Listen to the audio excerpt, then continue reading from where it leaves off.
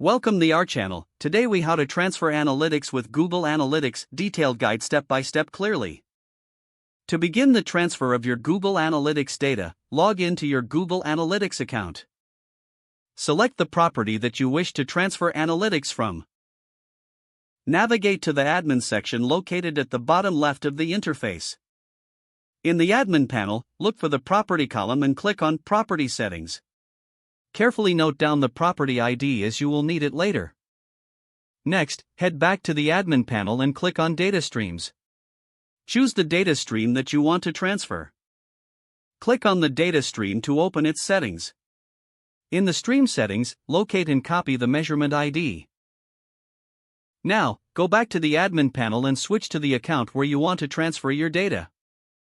In this account, click on the Create Property option.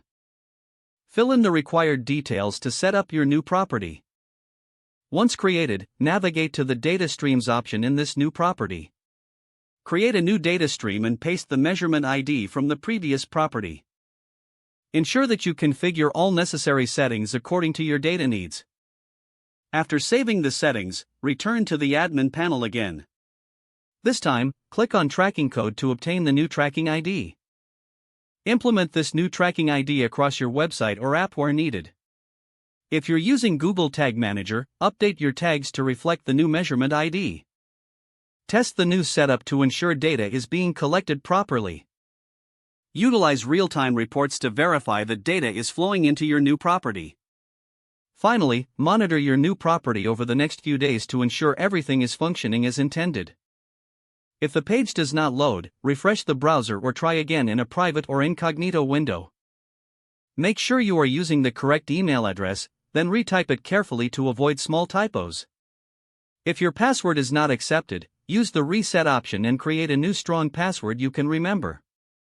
Check your spam folder for verification or security emails, then complete any requested confirmation steps.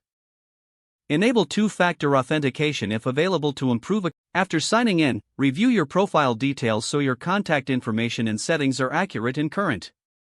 If you see an error message, note it down and try again after restarting your device and internet connection. Log out when you finish, especially on shared devices, to keep your account and payment information secure. Don't forget to like this video and subscribe to our channel for more step-by-step tech guides.